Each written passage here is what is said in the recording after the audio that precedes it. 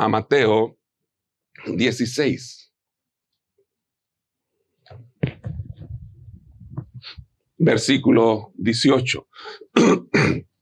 Antes que nada, también queremos darle gracias a Dios porque tuvimos clases para niños. Espero se hayan divertido los niños, que era no divertidos, sino estar en su ambiente que ellos ya conocían. Y esa fue la idea principal, que tuvieran ese ambiente que ya conocían ellos y se sintieran más parte de lo que la iglesia provee para todos y que ellos sientan que, bueno, no nomás nos vamos a sentar ahí con los adultos, no, es algo también para ellos y que ellos piensen en la iglesia como algo personal también para ellos. De eso se trató. Y estuvo bien, miré que estaban ahí, hubo grupos y vamos a ir mejorando las cosas y lo vamos a ir haciendo mejor.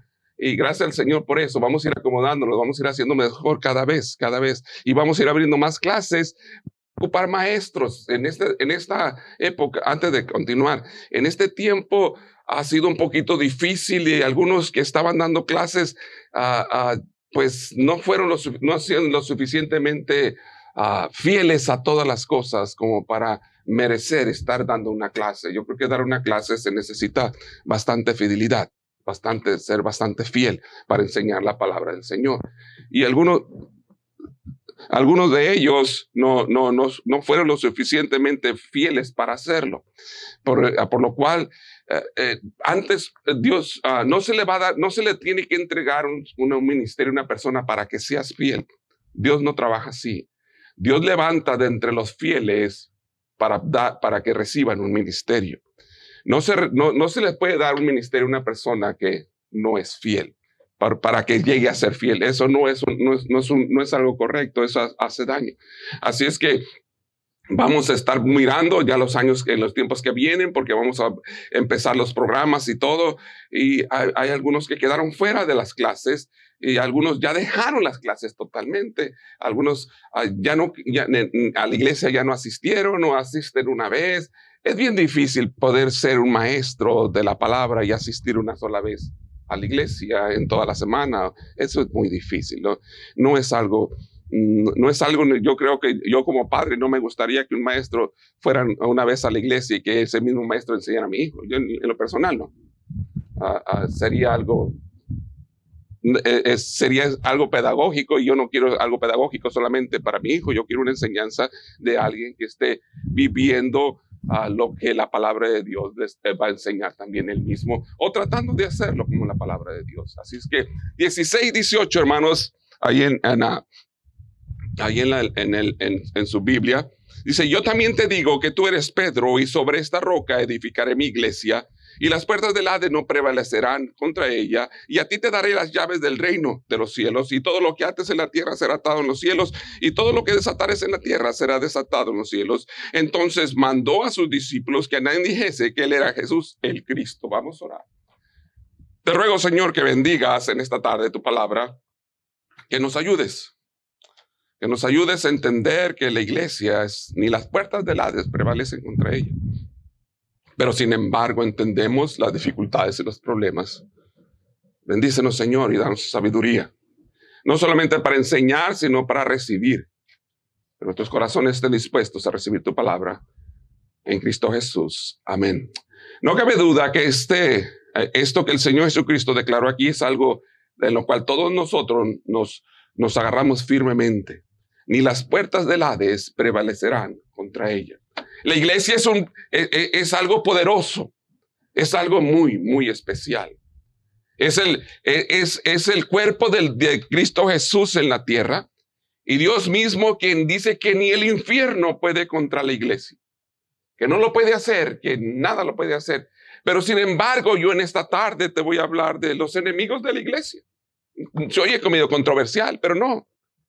Porque la iglesia en su forma exterior o en su forma de iglesia, nada puede contra ella.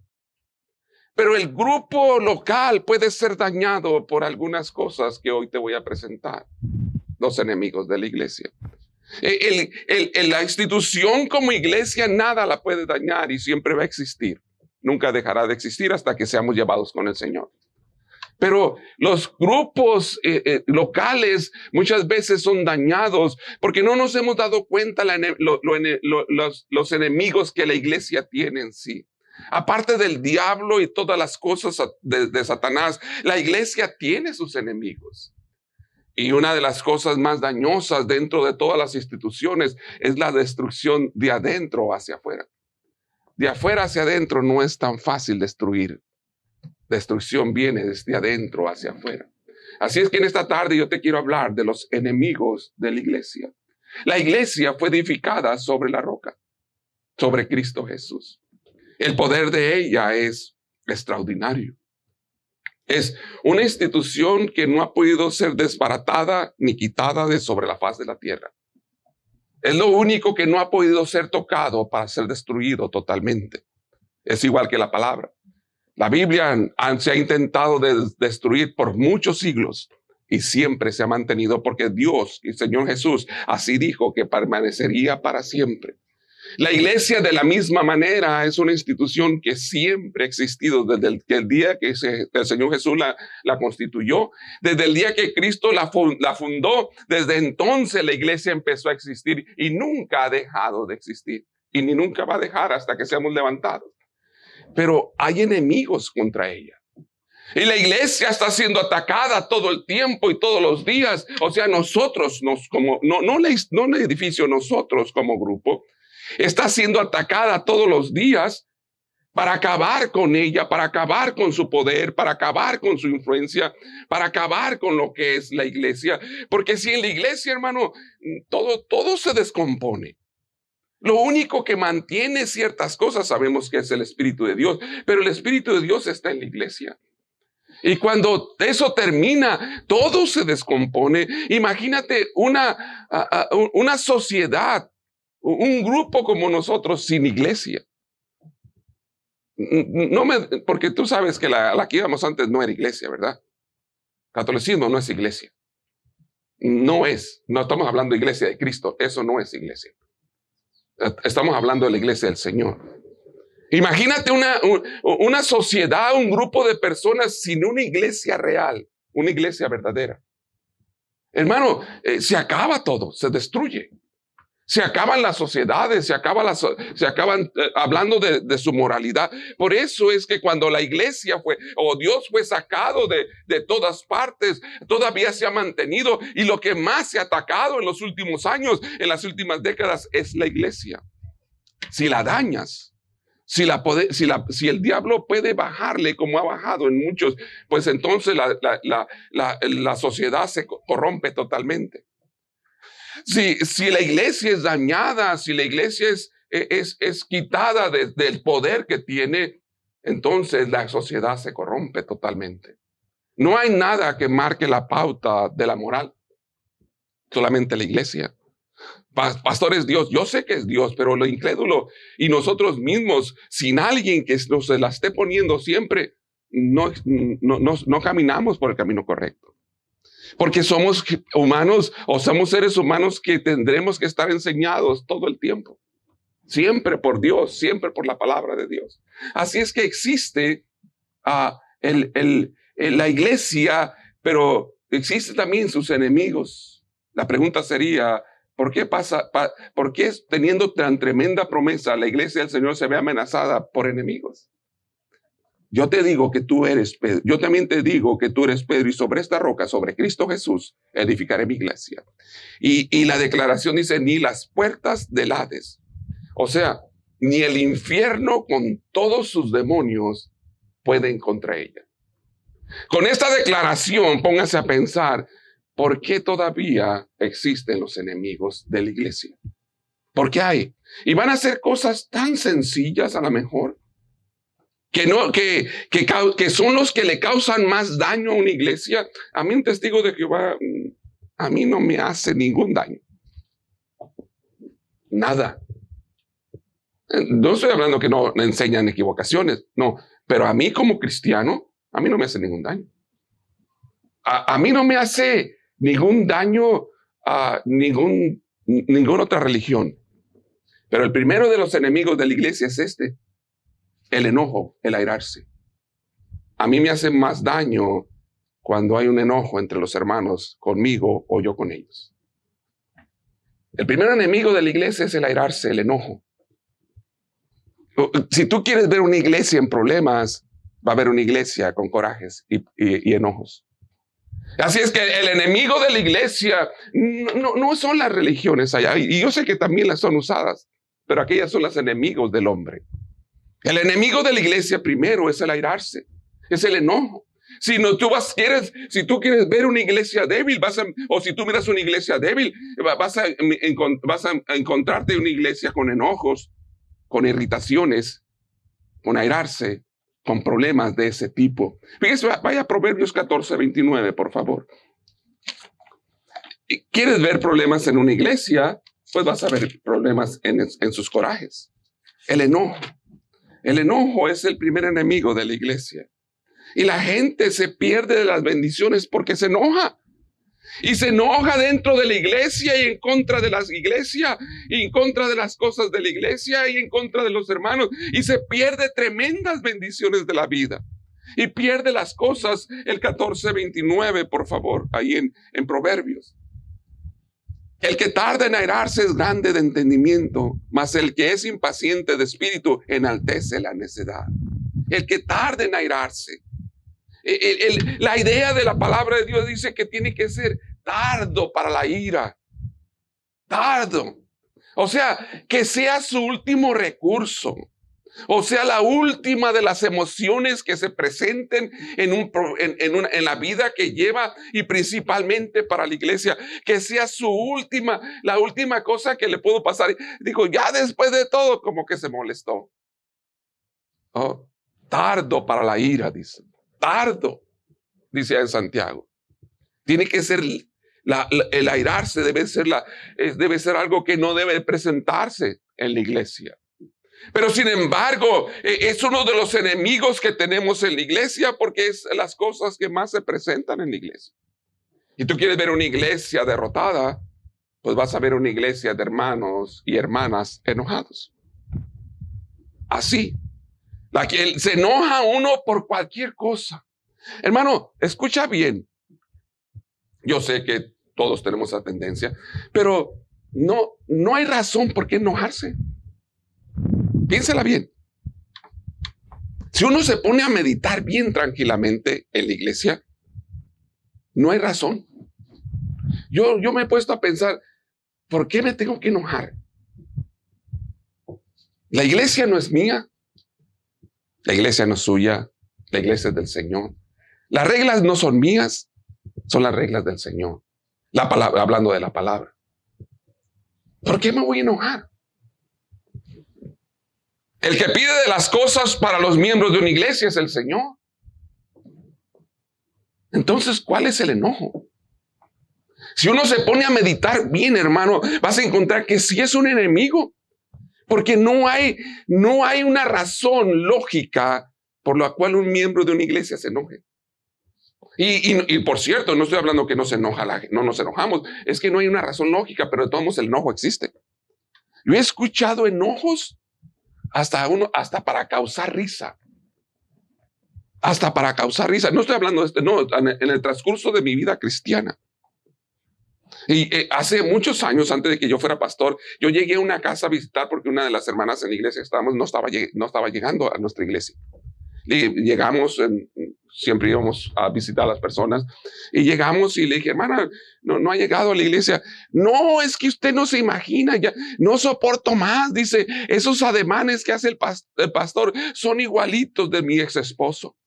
Dije, ¿qué? ¿Y eso qué? Hasta la mano la pone igual así, dice. Y se fue de la iglesia y no volvió. No estoy mintiendo, ella me lo dijo a mí. ¿Y usted se está enojando por eso? Es bien ridículo, pero así es. La gente se enoja por cosas que uno se queda como, ¿qué? Se enojó porque se rió bien fuerte Julio. Un ejemplo, no creo que se haya enojado nadie. Se enojaron. O por cualquier cosa. Yo digo Julio porque él aguanta. Hermano, o también te vas a ir. Sí. Hace poco, no hace poquito, no hace poco, hace un tiempecito, alguien se enojó porque yo dije eso. Dije el nombre de Julio. O de Aníbal o de alguien. Ya ves, hasta los nombres de ellos dice. Son sus preferidos. Le dije, ¿cómo es posible? Porque estábamos hablando de predicación. Y estaba predicando, yo los usé de ejemplo. Le dije, y si lo uso a él, se va a enojar porque lo usé. Ahora se enojó porque usé a fulano. Digo, qué ridículo es eso. Pero así es la gente. Así son las personas. Y dice que uno de los enemigos de la iglesia es el enojo. Hermano, tú y yo no tenemos razón por qué enojarnos. Somos privilegiados de que Dios nos haya salvado y nos haya llevado a una iglesia. Tenemos un tremendo privilegio de que nos sacó de donde estábamos metidos, perdidos nuestras vidas. Y no nomás eso, dice que puso nuestros pies sobre la roca, puso cántico nuevo, alabanza a Jehová, dice la palabra del Señor, y nos llevó a una iglesia. No hay razón. Yo a veces digo, ¿por qué me voy a enojar? Me llevó a un buen lugar, pero las personas, que los hermanos, es que yo también soy humano, yo también la riego. Igual que usted. Amén. Ustedes no la riegan nunca. Es que algunos de ustedes se creen bien perfectos. Y ese es un error.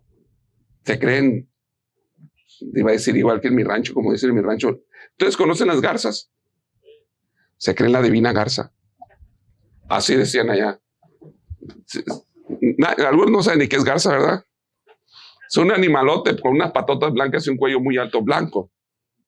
Bueno, algunos se creen así. Y por eso es que se enojan, porque se creen mejor que los demás. La primera de eso, Efesios 4:24, por favor. No airarse.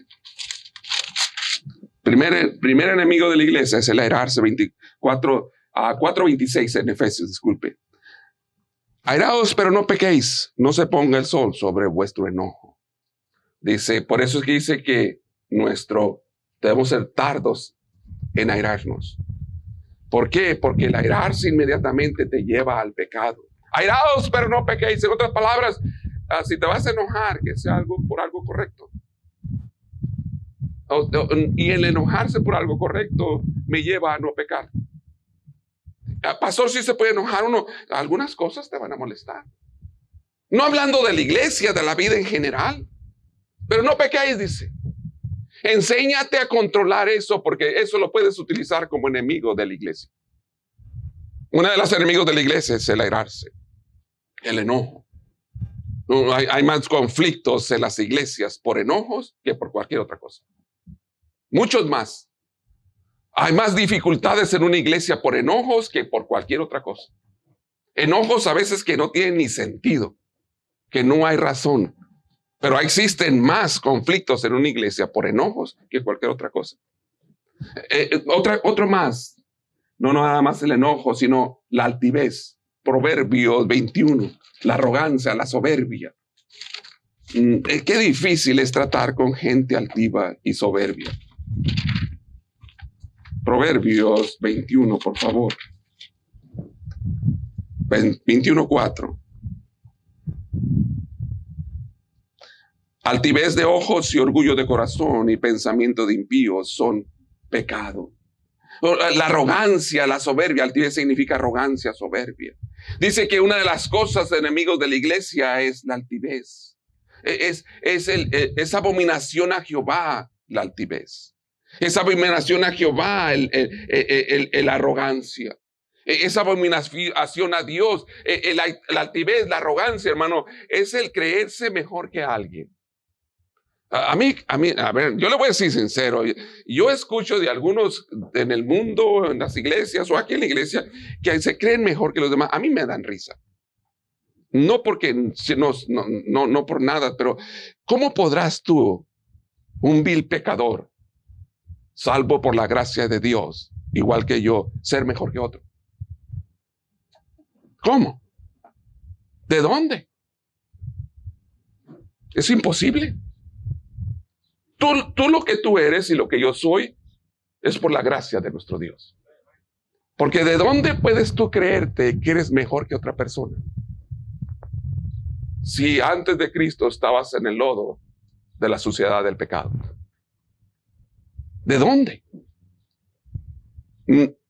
No, es que yo soy más inteligente. ¿De dónde agarras más inteligencia? No se puede, no, hermano. Entienda que la altivez es pecado y que es un enemigo de la iglesia. Hace mucho daño eso. Creerse mejor lleva a la discriminación. Y discriminar a otro, a otra persona que fue hecha, todos nosotros fuimos hechos a la imagen de Cristo Jesús. Todos. Quiere decir que todos somos hechos, o fuimos hechos en la misma manera, de la misma forma. No estoy hablando que somos iguales, no, cada persona es un mundo, pero en su forma de creación, todos fuimos hechos a semejanza de Dios. O sea, tú no tienes más semejanza de Dios que otra persona. No puedes ser altivo. Y en la iglesia, uno de los enemigos de la iglesia es la altivez, es la arrogancia. Es el creerse mejor que los demás. Segunda a los Corintios 10, por favor. Mira lo que dice Pablo con respecto a esta situación.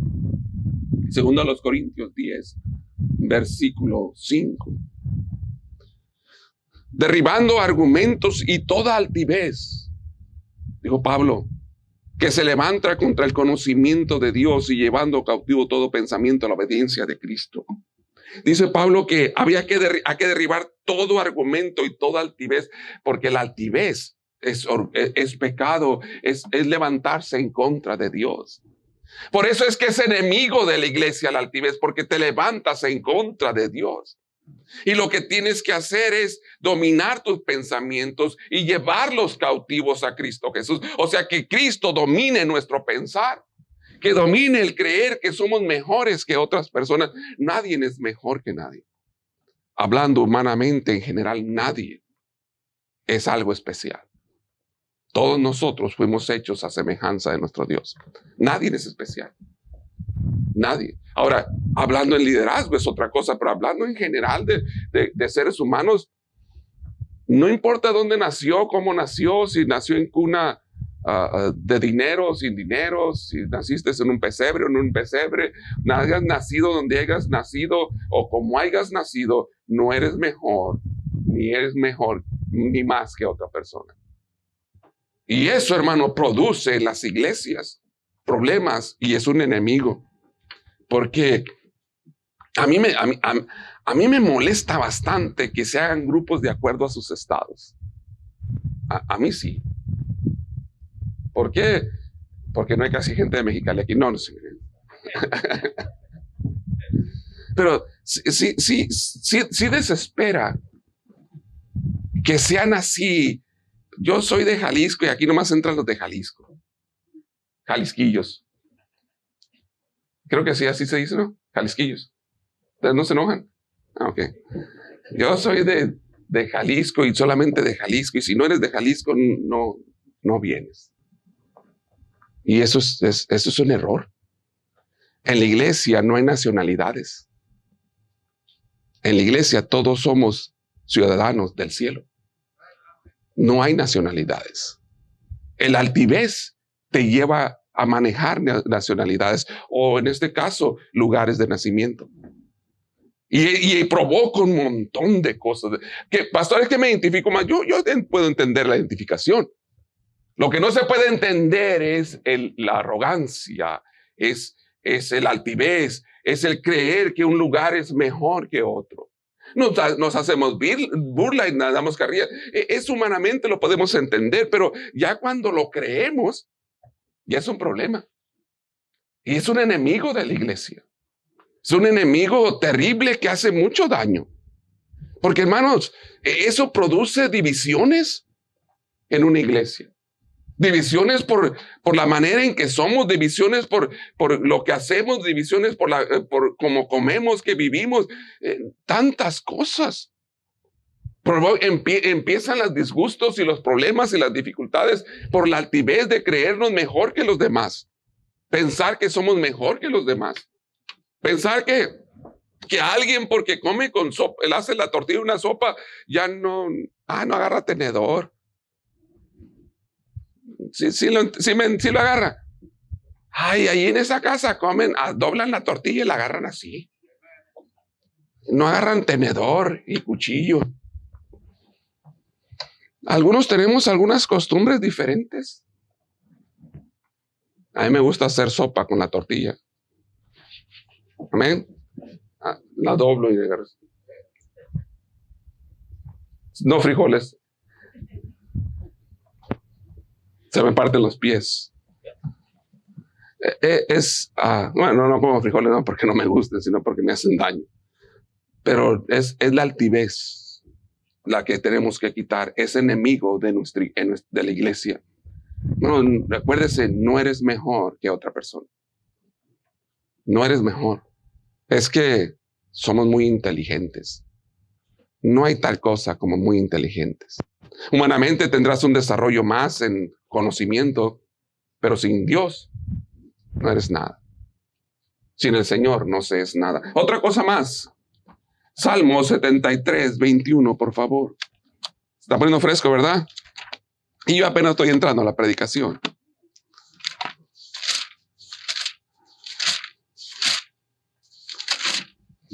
Decía el pastor, yo les digo, porque algunos hasta se enojan cuando les digo.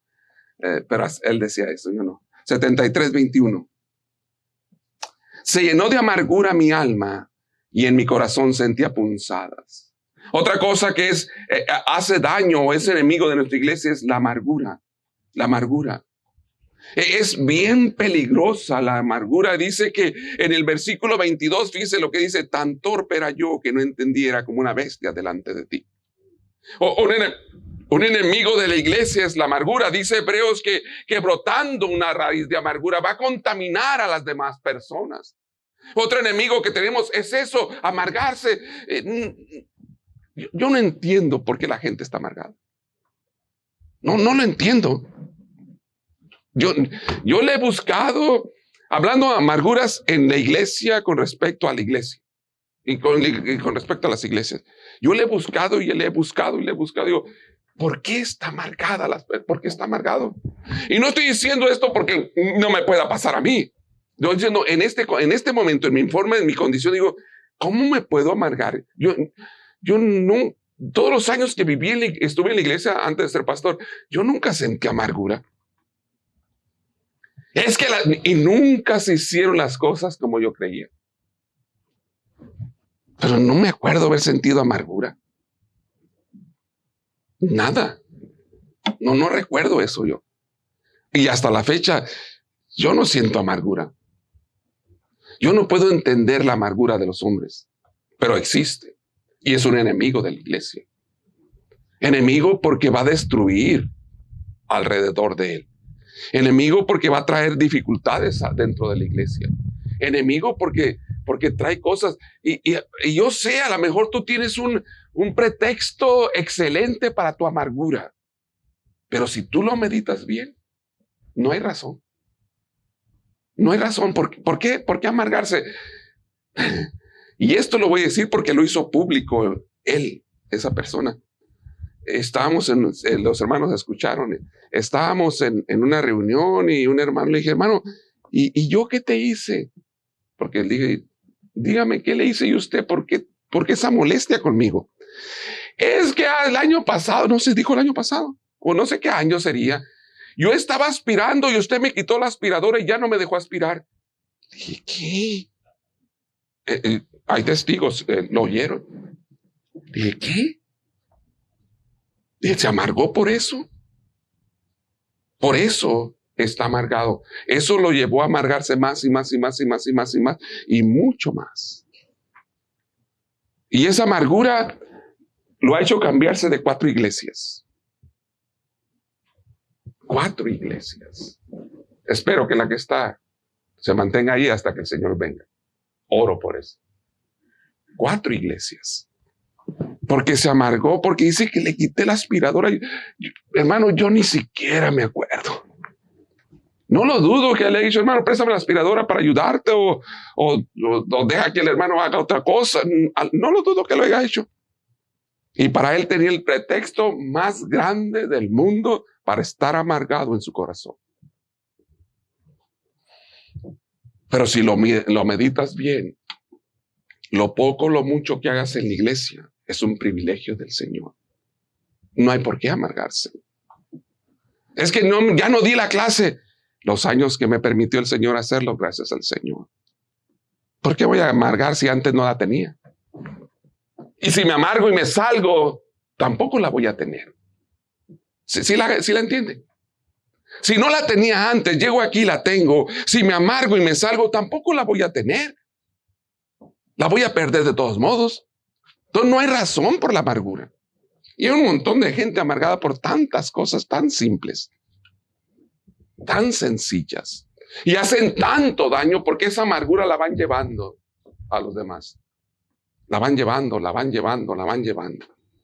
Y después uno se da cuenta de lo tan amargados que están.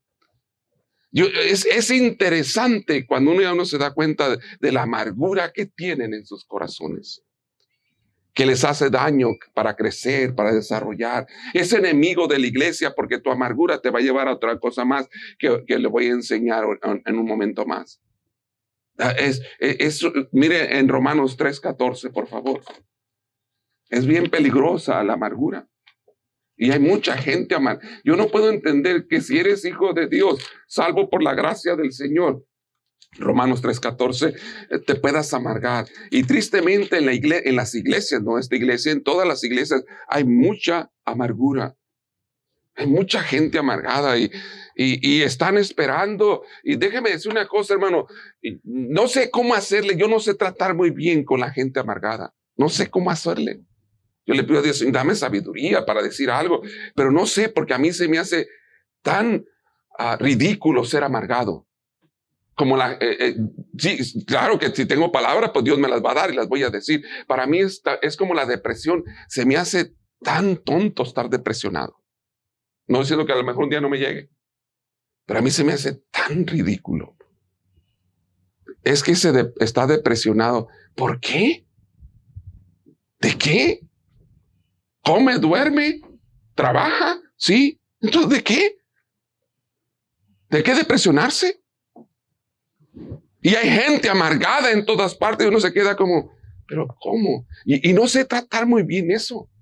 Al menos tú estás amargado, estás esperando que yo vaya a tu casa a hablar contigo y decirte, ay, hermano, que te quite la amargura. No sé. A lo mejor sí voy a ir, no malentienda. Pero lo más seguro es que no le vaya a decir, ay, hermanito, le voy a decir, hermano, arrepiéntete. Arrepiéntete, porque es lo que enseña la palabra de Dios. Arrepiéntete, porque en hiel de amargura te miro y no te va a ir bien. Arrepiéntete, ponte bien con Dios, porque ese es tu problema. Estás mal con el Señor. Estás sirviendo de enemigo a la iglesia. En vez de servirle para bien, estás sirviéndole para mal. Porque eso es lo que le dijo Pablo a este hombre.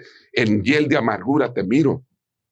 Mejor arrepiéntete de eso. Eso es lo que el Pablo le enseñó. Y bueno, para que lo mire, Hechos 8:23, antes de ir a Romanos. Hechos 8:23. Porque eso es todo lo que dijo Pablo. Yo no he encontrado palabras para hablarle a un amargado. Lo que he encontrado son estas, hermano, y las del Salmo 73, 8:23. Porque en hiel de amargura y en prisión de maldad veo que estás. Del 22, arrepiéntete pues de tu maldad y ruega a Dios si quizás te desea perdonado el pensamiento de tu corazón, porque estaba pidiéndole algo por dinero que le diera el poder del Espíritu Santo. Dice, ¿por qué? Porque en hiel de amargura y en prisión de maldad veo que estás. Si una persona está amargada, está en una prisión de maldad, ¿qué palabras le vas a dar? Las únicas palabras que existen es, hermano, arrepiéntete. Estás en una prisión de maldad. Te va a ir bien mal en la vida. Ponte bien. Estás lleno de amargura y ponte bien. Es lo más que puedes hacer por una persona así. Es lo que la palabra de Dios enseñó. Es que me gustaría calmar tu amargura. ¿Cómo? ¿Cómo le puedes calmar la amargura a una persona? Ay, hermanito, ay, yo sé que tú eres mejor. Y no te preocupes. Ese cabezón de Julio, yo sé, él es culpable de todo. Tú eres una buena. ¿Así? ¿Así no se quita la amargura? Y muchos lo han hecho así. Usted sabe lo que te han llegado a tu vida y te han enseñado. Ay, pobrecito de ti, el pastor tiene la culpa. Yo sé, él así es, pero no le pongas atención. Y creíste que con eso te iba a quitar la amargura. Te engañó el diablo. Porque el que está en prisión eres tú, no el otro. En la prisión, el que está en la prisión de maldad es usted, no es la otra persona. El que necesita ser librado es usted, no la otra persona. Y cuando viene alguien a decirle esas palabras, en vez de sacarlo de la cárcel, lo metió hasta más fondo. Lo metieron hasta lo más fondo del calabozo. La única manera de salir de esa cárcel es que te arrepientas. Es la única manera, porque es que el que está en cárcel de amargura es usted. Y si tú aceptas esas palabras, ay, pobre de usted, yo sé, el pastor, así es, un día Dios lo va a quitar, usted sígale adelante. En vez de ayudarte, te está metiendo más al fondo, más adentro. Yo digo el pastor porque para no estar usando a algunos de ustedes. Pero puede ser que vayan y se lo digan de alguien más. Y en vez de estarle ayudando, lo están encerrando más y más, porque es una prisión eso, hermanos. Y es un enemigo de la iglesia. Y está siendo aprisionado cada vez más y más. Y tú sientes, y esas palabras alientan tu amargura en vez de quitarse. Y la idea es que la amargura se tiene que quitar. Y la única manera de quitarlo es que usted la acepte que está amargado. Y puede leer todo el Salmo 73 y ahí va a encontrar la solución de cómo salir de la amargura. Cómo salir de eso. En Romanos, cuando estamos hablando ahí en Romanos 3:14, por favor. Ay, pastor, usted no tiene amor para con nosotros, no va a mi casa. Si quiere, sí voy, yo le voy a dar la sacudida de su vida. Y le voy a decir que la amargura que tiene está mal y está mal delante de Dios. Y lo que tiene que ponerse de rodillas en ese instante y decirle a Dios, perdóname, Señor, por haber permitido amargarme en contra de mi hermano. No me ha hecho nada. No, si algo ha hecho él, yo también he hecho muchas otras cosas más. Imagínense que cada uno de nosotros nos amargaron por lo que nos hacen. ¿Quién de nosotros no es culpable de haber hecho algo? Todos aquí somos culpables. Todos.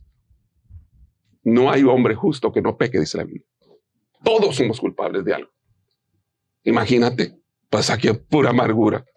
Nos miraríamos con odio y con desprecio, en vez de mirarnos con amor. 4, ¿qué les dije? 3:14, ¿verdad? A ver si estaban despiertos. 3:14. Su boca está llena de maldición y de amargura. Se llena. La amargura te va a llevar a hablar, a hacer y sobre todo a maldecir. Y empieza la maldición. Está llena de maldición. Y de un corazón amargado, lo único que salen son maldiciones. Y cuando digo maldición, no estoy hablando específicamente de malas palabras. Ojalá que Dios lo juzgue, ojalá que Dios... Hermano, eso es maldecir a una persona, ¿sabía? Si la Biblia dice que debes de orar por tus enemigos, ¿cómo podrás hablar una palabra de maldición? Cuando el ángel y Satanás estaban tratando el asunto del cuerpo de Moisés, el ángel no dijo palabra de maldición. Lo único que dijo es, Jehová te reprenda. Y dice que en la amargura existe maldición. La gente amargada se la pasa maldiciendo a los demás. Sus deseos son malos, son perversos. Que le vaya mal. Y más te vas a amargar porque a la persona que le estás pidiendo que le vaya mal le va a ir bien. Porque no está amargado y Dios lo va a bendecir. Y más te vas a llenar de amargura. Más todavía. La amargura, acuérdese, el airarse, el enojo, la altivez, la amargura, el afán. Salmo 39:6. Otro enemigo de la iglesia es el afán. Hemos perdido mucha gente por afanada. Y no estoy hablando de que se han ido al mundo ni que no vienen a la iglesia, no. Pero hemos perdido muy buenos trabajadores, muy buenas personas que estaban dispuestas a hacer por el Señor grandes cosas, que se dedicaban, que pasaban sus días, que tantas cosas, pero ya les llegó el afán. Y cuando les llegó el afán, se olvidaron de Dios. y dejaron los caminos del Señor. En el versículo 6, 39:6, por favor. Ciertamente, como una sombra es el hombre, ciertamente es en vano, se afana, amontona riquezas y no sabe quién les recogerá. En vano se afana, dice. Dice ciertamente, ¿qué es el hombre? Como una sombra es el hombre. ¿Qué significa? Que cuando hay sol va a estar y cuando no, ya se acabó. Dice que somos como la neblina.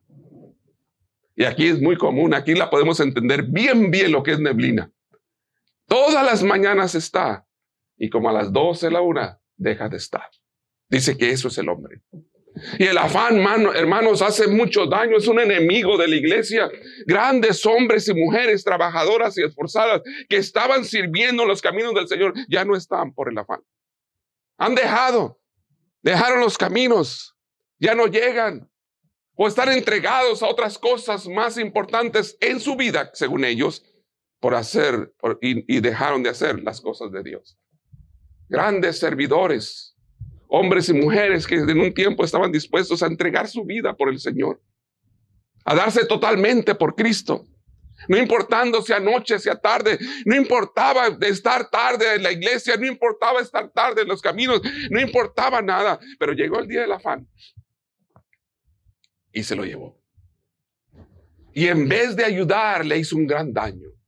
El afán es otra cosa más que produce o que es un enemigo de la iglesia. Mire,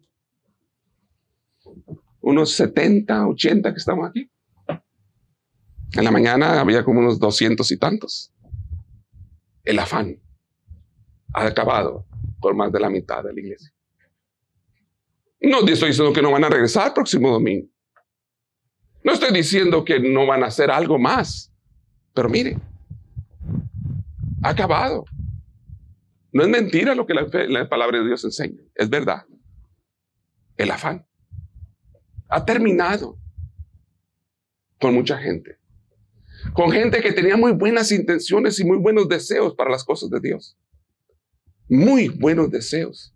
Ganas de servir, ganas de hacer las cosas y que le ponían empeño, pero se afanaron un día por las cosas de este mundo y ya no están.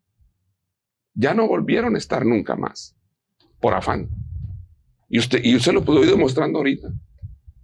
Solamente en este instante, en este momento se lo estoy demostrando. 70, 80, tal vez 90. Quiere decir que el 60% de la iglesia no está ahorita ya, aquí en este servicio. No está. ¿Por qué será? Pastores, si hubiera otro predicador, tampoco estuvieran. No se trata de la predicadora, de la predicación, se trata de nosotros mismos. Y qué gran enemigo. Imagínate que estuviéramos todo otra vez ahorita los 200 y algo. Qué poderosa se miraría la iglesia. Pero el enemigo de la iglesia es el afán. Y esto disminuye. No el poder de Dios, porque Dios nada pierde su poder. Él siempre estará en su trono y nada se le quita a nuestro Dios. Nosotros perdemos el poder. ¿Por qué? Por el afán. Porque estamos afanados en las cosas. Porque no nos hemos dedicado mejor a las cosas. El afán. Otra cosa más. Números 21, 4. El desánimo, el desaliento. Números 21, 4, por favor.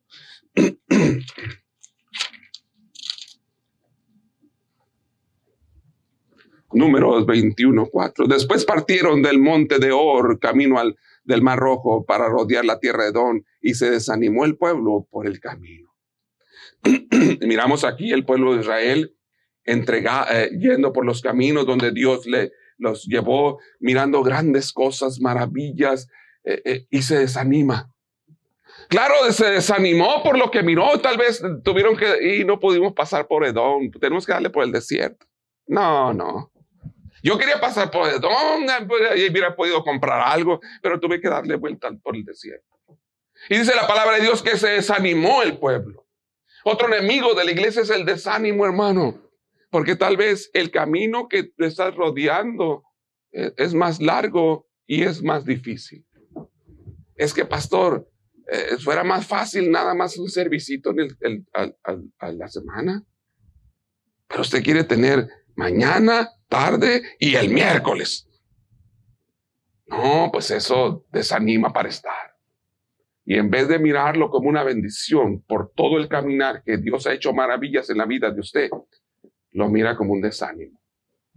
Y tal vez usted dice, no, yo no, pastor, qué bendición. Pero este pueblo sí. Ellos miraron abrirse el mar. Ellos miraron lo que nosotros no hemos visto, pero nosotros hemos visto maravillas también en nuestra vida. Ellos miraron cosas espectaculares, igual que nosotros hemos visto. Y en ese caminar ellos iban mirando milagro tras milagro, comieron carne hasta que les salió por las narices, una roca dio agua suficiente para tomar a los animales, y no solamente los animales, se cree que es cerca de 2 millones de personas. Por una roca, si se recuerdan, ¿verdad? Miraron que se levantó una serpiente y las mordeduras de las serpientes ya no les hacían daño. Miraron un montón de milagros. Pero cuando se les dijo no pueden pasar por Edom, le das por vuelta por el desierto. No, más lejos. Se desanimó el pueblo. Has mirado este transcurso de tu vida, milagro tras milagro, hermano. Como Dios te salvó a ti, salvó a los tuyos, salvó a tus hijos. En algunos de nuestros casos salvó a nuestros nietos. Y te llevó a una iglesia, te sacó del alcohol, de las drogas o de lo que anduvieras metido, lo que hayas metido. Hermana, ya no te pega tu marido. Amén. Antes te arrastraba y te pegaba y te llevaba de las greñas para todas partes. Hermano, ya te hace de comer tu mujer. Antes te mandaba con pura maruchana. Ahora te respeta. Espero, estoy hablando puras maravillas. Ahora te respeta tu mujer, hermano. Antes te decía, es lo que te dé tu regalada gana si quieres. ¿Sí se acuerda? Ahora ya no. Ahora te respeta. Maravilla tras maravilla. Cosas tras cosas. Y así te desanimas. Porque nada más el camino es un poquito más largo. Porque son 2 servicios o porque es muy exigente lo que el pastor quiere. Fíjate, quiere que vayamos todos en corbata, quiere que vayamos todos bien vestidos. Yo no, hermano, es la palabra. Amén. No se trata de mí. Por mí, véngase de cabeza si quiere, venga como usted le quiera. No se trata de mí. Se trata del Señor. No te desanimes cuando escuches que Dios pide. Eso desanimó al pueblo. El pueblo, Dios le pidió que no pasara por Edom, que se fuera a un lado de Edom. Y no les gustó, se desanimó el pueblo por el camino, porque ¿cómo nos pide darle por otro lado cuando podemos atravesar por aquí? Imagínate, está hasta allá. Y el pueblo se desanima. Un poquito más extra en la vida, el pueblo se desanima. Y es un enemigo en la iglesia porque tu desánimo daña a otros. Ya traes a toda la familia desanimada. Así no estaban hace 1 año, 2 años algunos de ustedes. Así no estaban sus hijos, sus hijas hace 1 año, 2 años, 3 años. Tu desánimo ha desanimado un montón. Y en vez de llenar de poder la iglesia, la llenamos de desánimo. Las puertas del Hades no prevalecerán contra ella. Y queremos una iglesia poderosa, y es poderosa por el Señor. Pero se desanima el pueblo. Y se desanima porque a veces las cargas son más fuertes. Pastores que en aquella iglesia, si no dicen nada porque van al cine, usted nomás está tirando en el cine. Vete al cine si quieres. Pero no va a agradar a Dios. No va a agradar. Es que en aquella iglesia ni dice nada cuando alguien no va. Y usted quiere que todo el mundo esté aquí. Puedes hacer lo que tú quieres hacer. Pero no va a agradar a Dios. No va a agradar al Señor. No va a ser agradable para el Señor. Te vas a llenar de desánimo. Y tu desánimo va a desanimar a otros más. Los hijos de Israel se desanimaron. Y el pueblo se desanimó de tal manera que muchas veces ya no quería caminar. El desánimo te va a llevar a no querer caminar. A querer parar. Ok, me voy a tomar una relajadita. De todos modos, voy a la iglesia. Esto es lo que a veces he escuchado y es penoso y es triste escucharlo. Pastor, ya casi no voy porque voy a la iglesia y llego y salgo igual. Yo digo, wow. Yo sé lo que me está tratando de tirar. Me está queriendo tirar a mí. Porque dice, no, pues es que yo quisiera otra cosita. ¿Qué quedará? ¿Que le baile o que le cante rap aquí o qué? ¿O qué quedará? No sé qué quedará. Lo único que le ocupa es salir de su desánimo. Y si estás animado, cualquier cosa que Dios te dé, sea mucha, sea poca, te va a llenar tu alma. El desánimo que te dará. Y por último, Números 16:41. Uno más, y ese es el último, hermanos. Vamos a hablar de la murmuración. 16:41. El día siguiente, toda la congregación de los hijos de Israel, murmuraron contra Moisés y Aarón, diciendo, vosotros habéis dado muerte al pueblo de Jehová. La murmuración. Conversación en perjuicio de un ausente. Eso es murmurar. Murmurar es decir algo en perjuicio de un ausente, aunque lo que estás diciendo sea una verdad. ¿Me escuchó? Es que lo que yo le dije a fulano de tal era verdad. No importa, si no estaba la persona de la que tú estabas hablando, no estaba presente, es murmurar. Y eso es pecado. Aunque lo que hayas dicho fue verdad. De todos modos es murmurar. Acuérdese bien de eso. Y eso, ¿cómo hace daño? Una de las cosas que más daña, y son muchas de todas, son los chismes en las iglesias. El murmurar. La palabra murmurar significa despellejar. Despellejar algo. Despellejar una persona. Y cuando las murmuraciones son por situaciones que solamente escuchaste, si no eres un testigo principal, es más triste todavía. Y la mayoría de las murmuraciones son por personas que no presenciaron nada, que solamente escucharon y murmuran. Y eso hace daño, es un enemigo terrible de la iglesia. ¿Por qué? Porque es una práctica que todos hacemos. Dice, toda la congregación. Así que no me venga usted a decir que usted nunca lo ha hecho. Aquí dice, toda la congregación. Todos lo hemos hecho y es dañino. Algunos lo practican con más avidez, con más constancia, más frecuentemente. Pero la palabra de Dios dice que toda la congregación se juntó y murmuró. No dice que unos cuantos no lo hicieron. Todos aquí hemos murmurado alguna vez de alguien, no estando esa persona presente. ¿Y qué daño es? Porque algunas de esas cosas, es más, le voy a decir por qué es tan dañino, hermano. Casi siempre se va a saber. Siempre se va a saber. Sí, casi siempre. Casi de seguro es otra persona de la cual tú murmuraste, va a saber que tú dijiste algo. Es algo tan interesante. La Biblia dice que a las aves lo llevarán. Sí, se ha leído, ¿verdad? Las aves llevarán ese asunto. ¿Se has escuchado la expresión, me lo dijo un pajarito?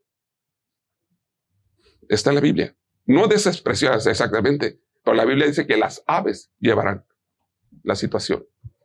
Yo no sé cómo sucede, pero cada vez que nosotros decimos algo, murmuramos sea verdad, sea mentira, seamos presentes o no seamos presentes, la otra persona se da cuenta. Siempre se dan cuenta. Siempre. ¿Y qué daño es? ¿Qué daño es? ¿Tú creíste que era un secreto entre tú y la persona que se lo dijiste? Estás bien equivocado. Para estas alturas, muchos de nosotros ya sabemos lo que algunos han dicho de nosotros mismos y los demás ya saben lo que hemos dicho de ellos. Para estas alturas, muchos de nosotros sabemos de lo que se ha dicho por alguien más. De seguro. Ay, pastor, por eso es tan peligroso. Y por eso es tan dañino. Es tan dañino. La gente menos pensada va y te lo dice o se lo dice a la persona. La que menos te imaginas. Yo me he quedado sorprendido de las personas que han ido a mí a decirme las cosas. Digo, pero tú eres uña y mugre con fulano, fulana.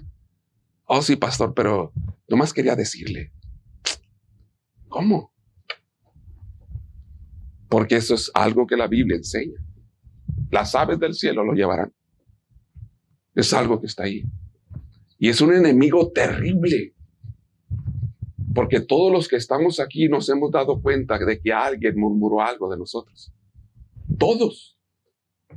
Todos. Y eso va causando daño, hermano. Por eso le digo, tendremos que dejarlo de hacer. Eso va causando un daño a las demás personas.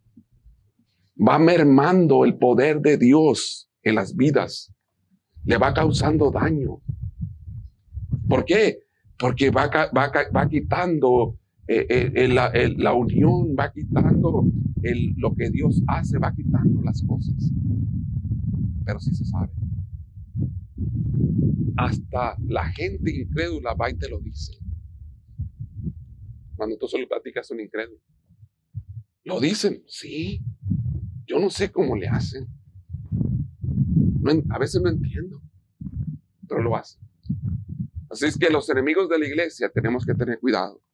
Porque la iglesia es una iglesia todopoderosa, pero tenemos que tener cuidado con la murmuración, el desánimo, la amargura, la altivez, el airarse.